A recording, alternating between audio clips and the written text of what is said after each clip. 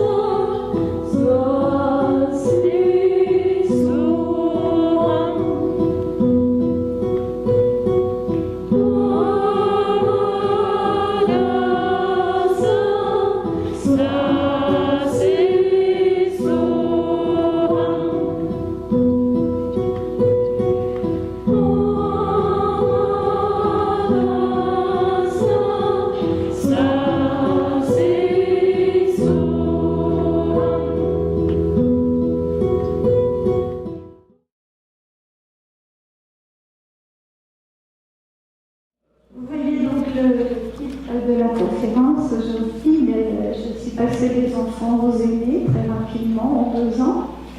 Et c'est effectivement un thème qui me tient à cœur. En fait, ça va être un partage imaginé. Le yoga, je le pratique depuis 50 ans, donc je fais partie de ces aînés. Ça va être en somme un partage de mon expérience en tant que pratiquante, un partage également de ce que j'ai pu enseigner à des aînés, parce que j'ai eu des aînés de 70, 80 ans sur tapis, et par ailleurs une expérience donc de la formation yoga aux aînés avec tout ce que ça a pu comporter.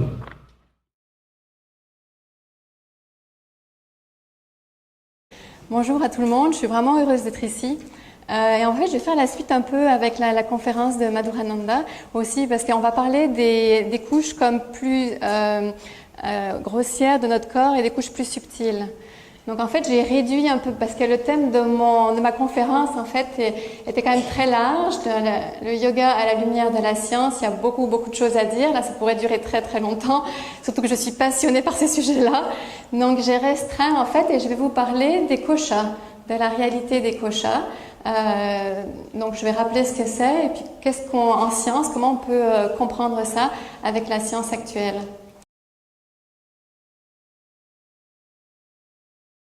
Alors c'est un grand défi aujourd'hui de présenter sur la médecine et le yoga. Il y a beaucoup de choses à dire, mais je tiens à remercier parce que ce matin, Dr Nathalie Perret a fait une ouverture. Il y a comme un fil conducteur, je trouve, qui se relie d'une présentation à l'autre. Elle a déjà fait un travail d'ouverture à ce que je vais vous introduire. Parler de médecine et yoga, on aurait pu en parler toute la fin de semaine. Là, je dois le résumer en 25 minutes à peu près de ce qu'on vient de me dire. Alors, on va y aller rondement. Mais simplement pour vous dire que c'est un défi que j'aurais pu qualifier au début d'un sacré défi. En arrière, j'ai mes professeurs qui me disent non, il faut voir ça comme un défi sacré.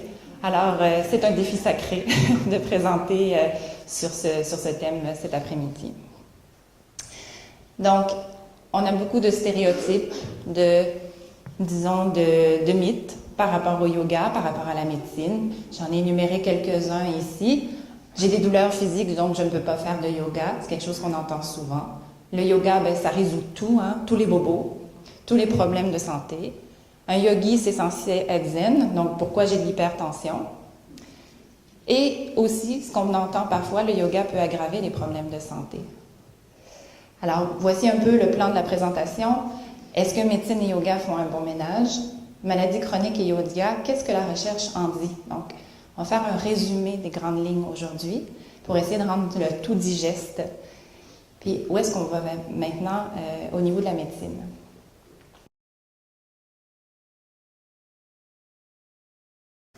On m'a invité, donc à titre de spécialiste en études religieuses, à réfléchir avec vous sur l'universalité spirituelle du yoga.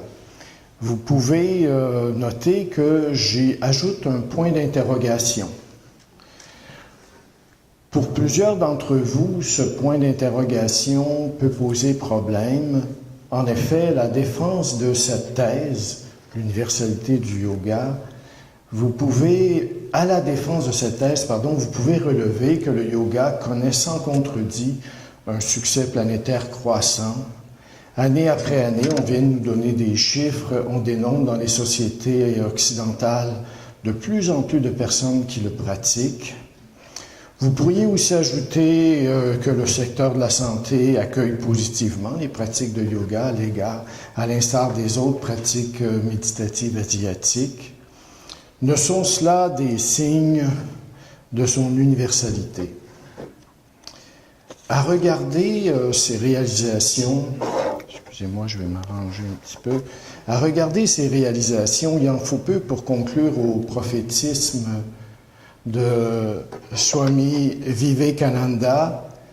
Ce dernier, au Parlement des religions de Chicago, déjà en 1893, initiait une tournée de 4 ans aux États-Unis où il présentait le caractère universel du yoga.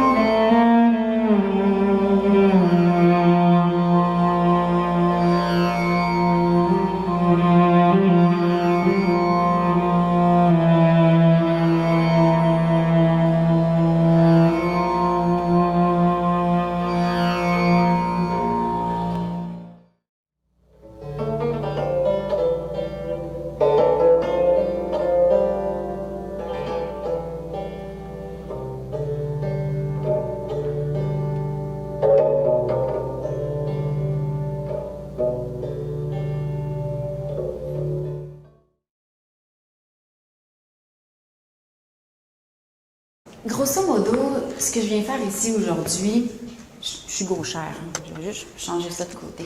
Okay.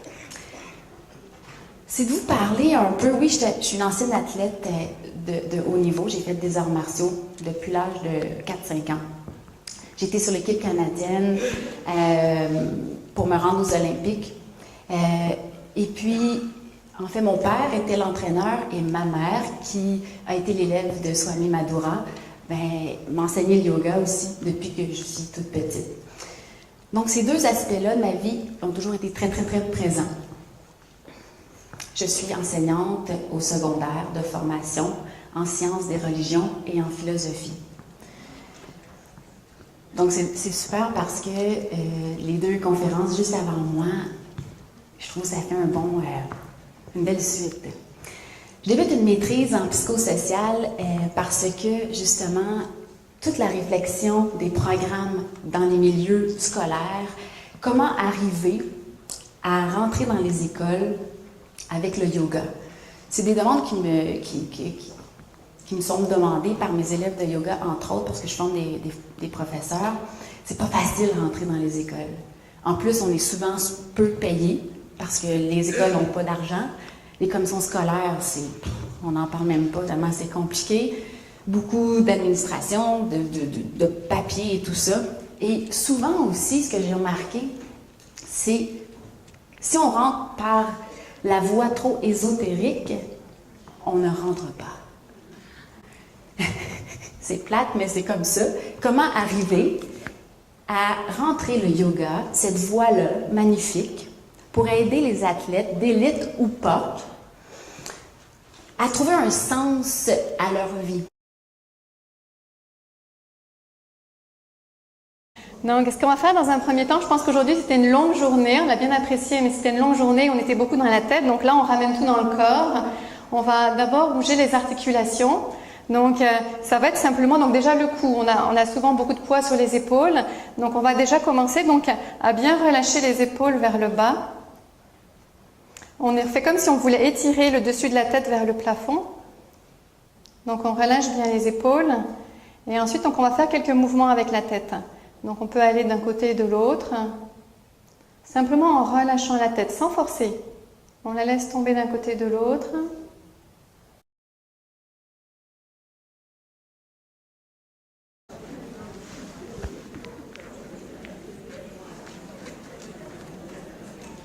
Allô? Est-ce que tout le monde va bien? Ok, it's nice to see everyone. Merci d'être resté. Je sais que vous avez une longue journée. L'année dernière, j'ai eu la chance d'être ici, puis c'est exigeant. Il y a beaucoup de choses qui se passent, il y a beaucoup d'informations, il y a beaucoup de gens. C'est une grosse journée, donc bravo et merci d'être resté pour m'écouter, partager avec vous. Merci Swami de m'avoir invité. Moi, je vais vous parler aujourd'hui de l'ostéopathie et le yoga. Tout d'abord, moi, les PowerPoint et moi, ça marche pas comme ça, mais j'ai fait un effort.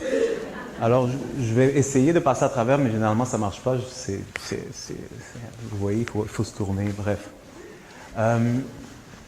En 2004, suite à un voyage au Népal, je suis revenu à Montréal et je me suis retrouvé à aller à l'école en ostéopathie. Je ne savais pas c'était quoi exactement l'ostéopathie, sauf qu'ils faisaient des affaires assez intéressantes. Ils mettent les mains sur le crâne des gens, puis ils peuvent dire qu'est-ce qui se passe dans la vie de la personne.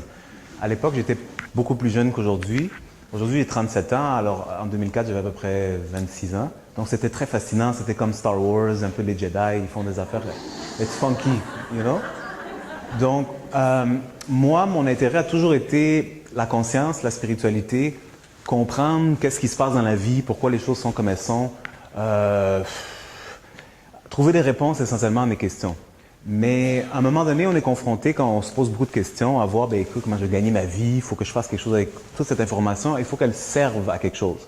Donc c'est ça qui m'a amené un peu dans le yoga un peu plus traditionnel, c'est ce qui m'a amené éventuellement à aller en ostéopathie.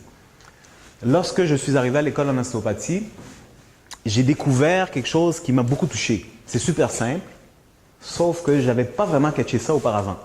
Et je vais vous le partager. Est-ce que vous savez c'est quoi? Oh, ok, vous allez le savoir maintenant. Le corps humain, c'est vivant. Ah oui. Est-ce que vous le saviez? Des fois, on oublie. Des fois, on oublie que c'est une machine vivante qui respire, qui a des sensations, qui a toutes sortes d'expériences qui n'ont absolument rien à faire avec nous. Yeah? Are you with me? Donc, le corps humain, c'est un organisme vivant.